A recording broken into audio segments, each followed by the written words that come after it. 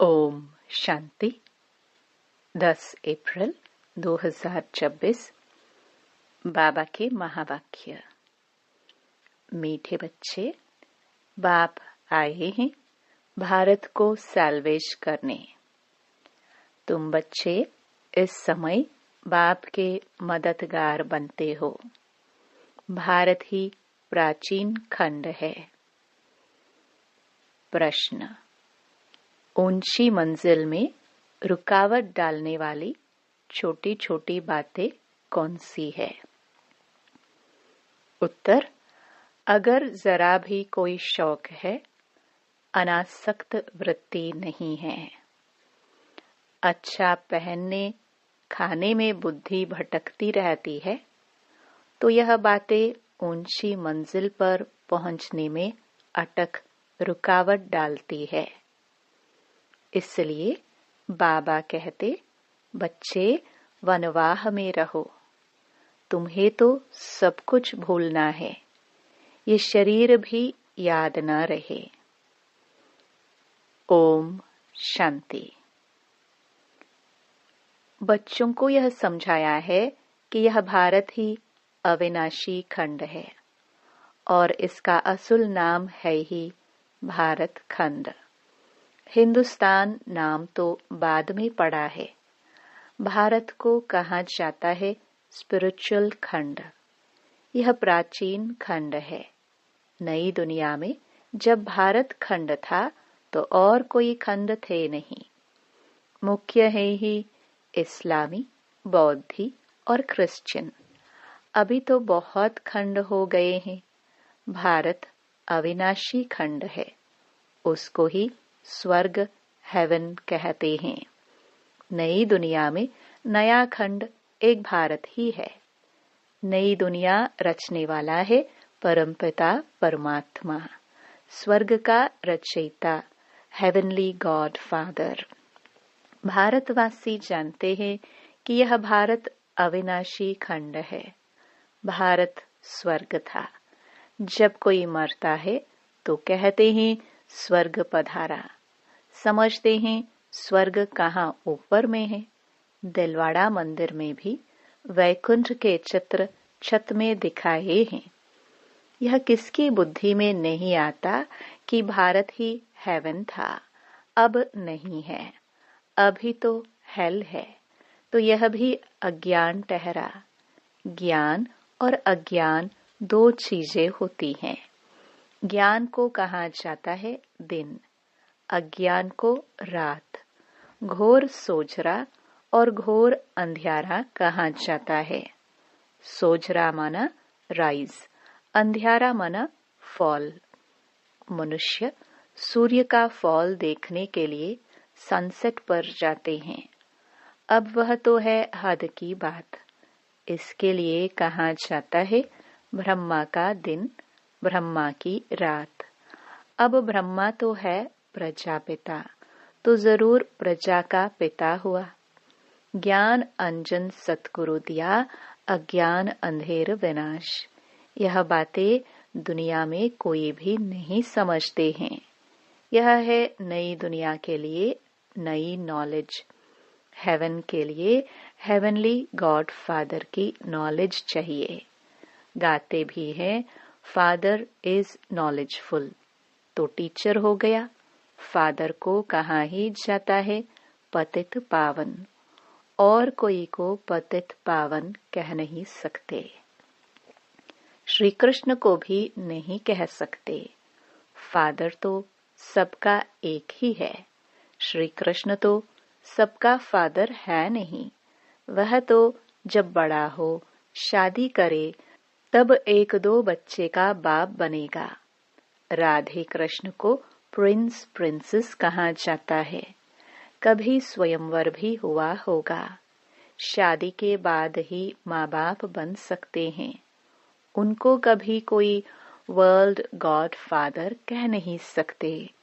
World God father सिर्फ एक ही निराकार बाप को कहा जाता है। ग्रेट ग्रेट ग्रैंडफादर शिव बाबा को नहीं कह सकते। ग्रेट ग्रेट ग्रैंडफादर है प्रजापिता ब्रह्मा। उनसे बिरादरी निकलती है।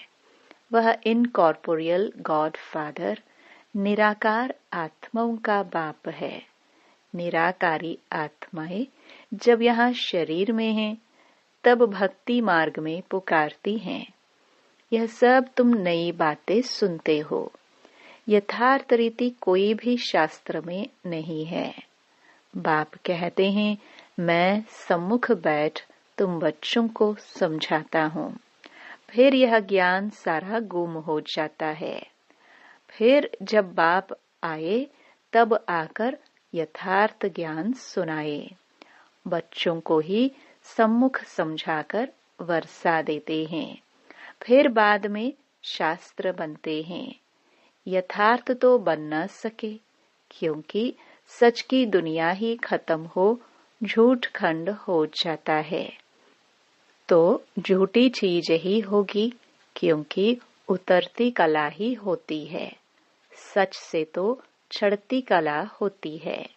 भक्ति है रात, अंधियारे में ठोकरें खानी पड़ती हैं। माथा टेकते रहते हैं। ऐसा घोर अंधियारा है। मनुष्यों को तो कुछ भी पता नहीं रहता है। दर दर धक्के खाते रहते हैं।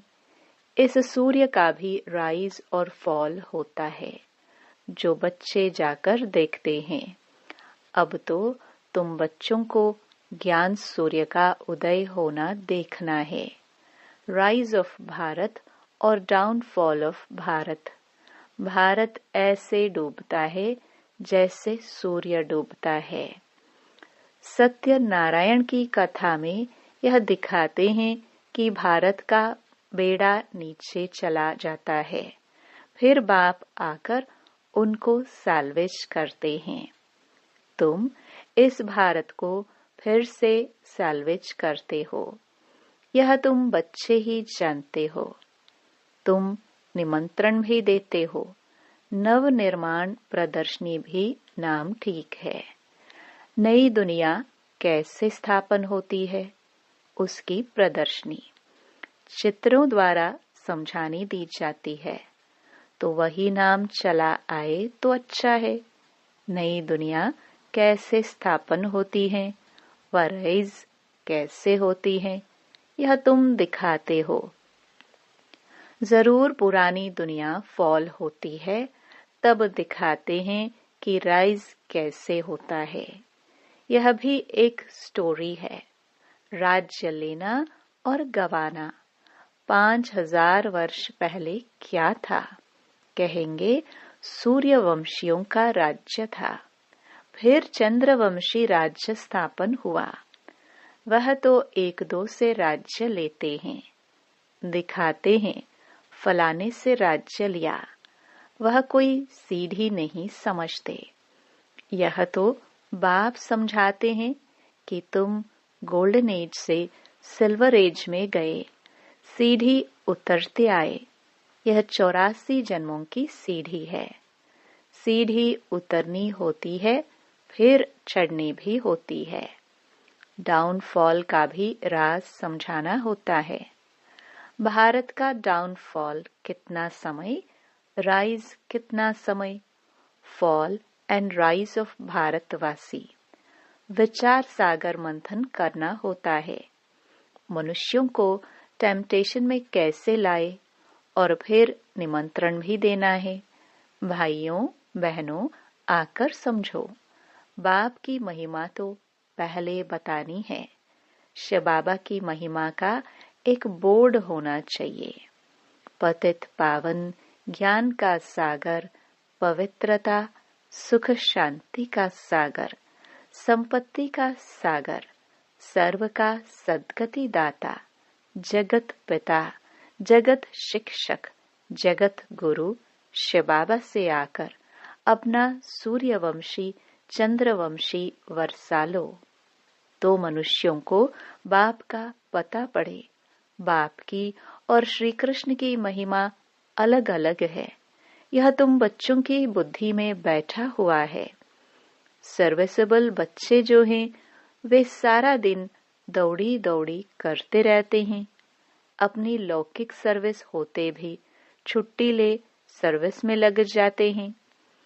यह है ही ईश्वरीय गवर्नमेंट। खास बच्चियां अगर ऐसी सर्विस में लग जाए तो बहुत नाम निकाल सकती है। सर्विसेबल बच्चों की पालना तो अच्छी रीति होती ही रहती है, क्योंकि शिव बाबा का भंडारा भरपूर है। जिस भंडारे से खाया वह भंडारा भरपूर, काल कंटक दूर। तुम हो शिववंशी, वह रचता है, यह रचना है।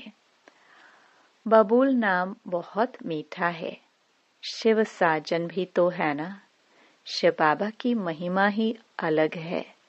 निराकार अक्षर लिखने से समझते हैं कि उनका कोई आकार नहीं है। बिलवड मोस्ट शिव बाबा है, परम प्रिय तो लिखना ही है। इस समय लड़ाई का मैदान उनका भी है तो तुम्हारा भी है। शिव शक्तियां नॉन वायलेंस गाई जाती है, परंतु चित्रों में देवियों को भी हथियार दे हिंसा दिखा दी है।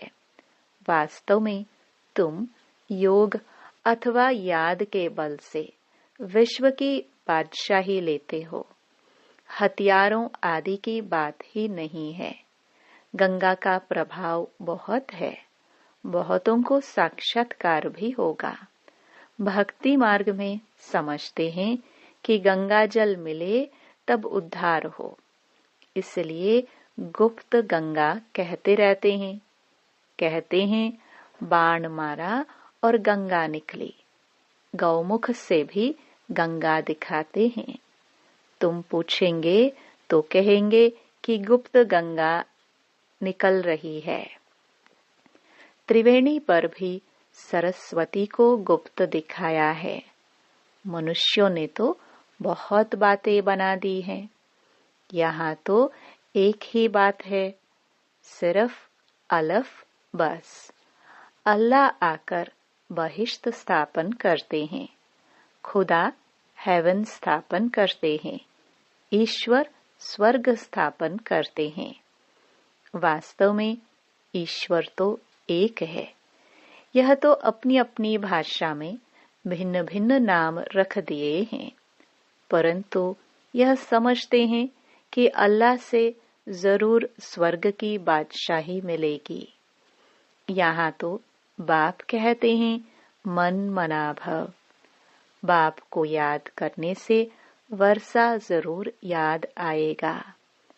रचता की रचना है ही स्वर्ग। ऐसे थोड़े कहेंगे कि राम ने नरक रचा। भारतवासियों को यह पता ही नहीं कि निराकार रचता कौन है। तुम जानते हो कि नरक का रचता रावण है, जिसको जलाते हैं। रावण राज्य में भक्ति मार्ग का सैपलिंग कितना बड़ा है। रावण का रूप भी बड़ा भयंकर बनाया है। बोलते भी हैं कि रावण हमारा दुश्मन है। बाप ने अर्थ समझाया है। पेशगीर विस्तार बड़ा है तो रावण का शरीर भी बड़ा बनाते हैं। शिव बाबा तो बिंदी है, परंतु चित्र बड़ा बना दिया है। नहीं तो बिंदी की पूजा कैसे हो। पुजारी तो बनना है ना। आत्मा के लिए तो कहते हैं भ्रकटी के बीच में चमकता है अजब सितारा, और फिर कहते हैं आत्मा सो परमात्मा। तो फिर 1000 सूर्य से ज्यादा तेज कैसे होगा। आत्मा का वर्णन तो करते हैं, लेकिन समझते नहीं। अगर परमात्मा 1000 सूर्य से तेज हो तो हर एक में प्रवेश कैसे करे। कितनी अयथार्थ बातें हैं जो सुनकर क्या बन पड़े हैं। कहते हैं आत्मा सो परमात्मा, तो बाप का रूप भी ऐसा होगा ना। परंतु पूजा के लिए बड़ा बनाया है। पत्थर के कितने बड़े बड़े चित्र बनाते हैं, जैसे गुफा में बड़े बड़े पांडव दिखाए हैं, जानते कुछ भी नहीं। यह है पढ़ाई। धंधा और पढ़ाई अलग अलग है। बाबा पढ़ाते भी हैं और धंधा भी सिखाते हैं। बोर्ड में भी पहले बाप की महिमा होनी चाहिए। बाप की फुल महिमा लिखनी है। यह बातें तुम बच्चों की बुद्धि में नंबरवार पुरुषार्थ अनुसार आती हैं। इसलिए महारथी घोड़े सवार कहा जाता है। हथियार आदि की कोई बात नहीं है। बाप बुद्धि का ताला खोल देते हैं। यह गोदरेज का ताला कोई खोल न सके। बाप के पास मिलने आते हैं तो बाबा बच्चों से पूछते हैं कि आगे कब मिले हो, इस जगह पर इस दिन कब मिले हो। तो बच्चे कहते हैं, हाँ बाबा, 5000 वर्ष पहले मिले हैं। अब यह बातें ऐसे कोई पूछ ना सके। कितनी गुह्य समझने की बातें हैं, कितनी ज्ञान की युक्तियां बाबा समझाते हैं, परंतु धारणा नंबरवार होती है। शिव बाबा की महिमा अलग है। ब्रह्मा विष्णु शंकर की महिमा अलग है। हर एक का पाठ अलग अलग है, एक न मिले दूसरे से। यह अनादि ड्रामा है, वही फिर रिपीट होगा। अभी तुम्हारी बुद्धि में बैठा हुआ है कि हम कैसे मूल वतन में जाते हैं, फिर आते हैं पाठ बजाने के लिए, जाते हैं वाया सूक्ष्म वतन। आने समय सूक्ष्म वतन नहीं है। सूक्ष्म वतन का साक्षात्कार कभी किसी को होता ही नहीं। सूक्ष्म वतन का साक्षात्कार करने के लिए कोई तपस्या नहीं करते हैं, क्योंकि उनको कोई जानते ही नहीं है। सूक्ष्म वतन का कोई भगत थोड़े होगा। सूक्ष्म वतन अभी रचते हैं, वाया सूक्ष्म वतन जाए, फिर नई दुनिया में आएंगे। इस समय तुम वहां आते जाते रहते हो। तुम्हारी सगाई हुई है। यह पियर घर है। विष्णु को पिता नहीं कहेंगे, वह है ससुर घर।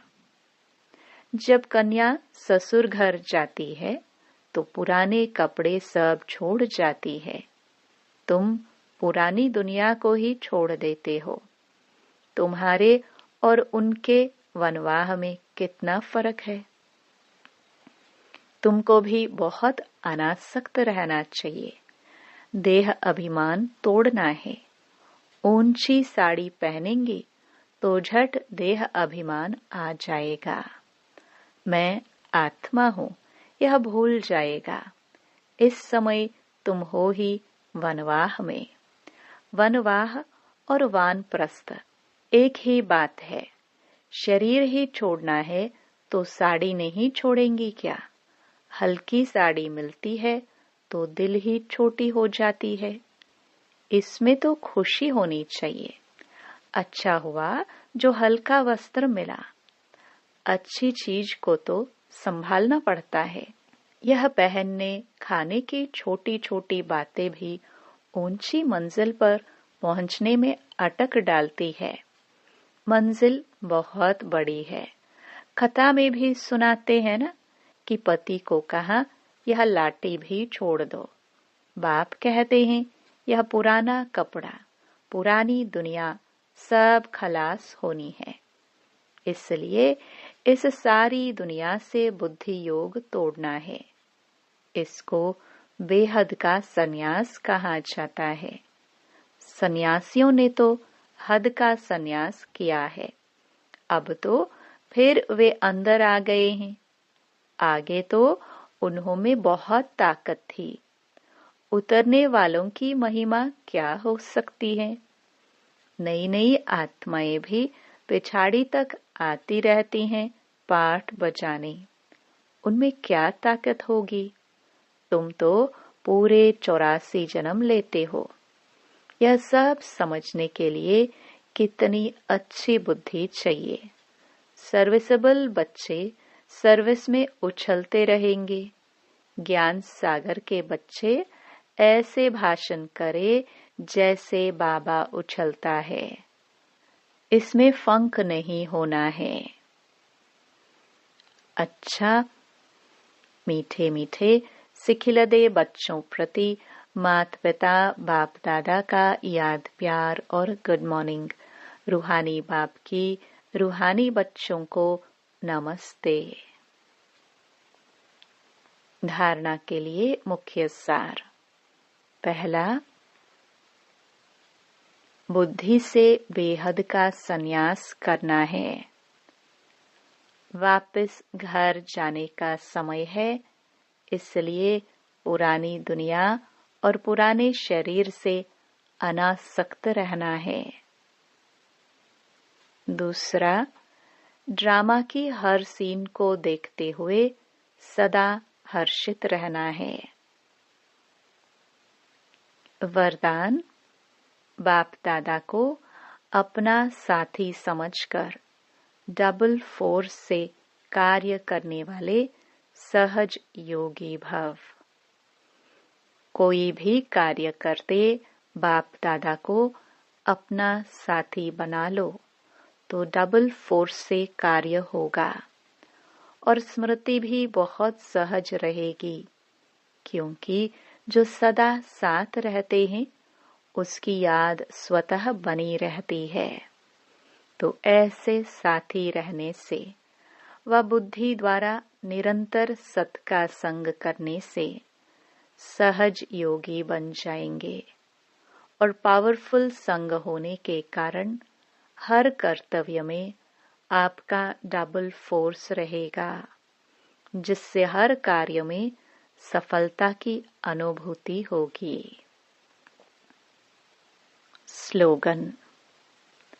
महारथी वह है जो कभी माया के प्रभाव में परवश न हो। ये अव्यक्त इशारे महान बनने के लिए मधुरता और नम्रता का गुण धारण करो। मधुरता ही ब्राह्मण जीवन की महानता है। जहाँ मधुरता है वहाँ पवित्रता है। बिना पवित्रता के मधुरता आ नहीं सकती। जितना बुद्धि में नशा हो उतना ही कर्म में नम्रता और बोल में मधुरता हो। ऐसे नशे में रहने से कभी नुकसान नहीं होगा। सिद्धि को पाने वाले स्वयं को नम्रचित निर्माण हर बात में अपने आप को गुण ग्राहक और मधुरता संपन्न बनाएंगे। ओम शांति।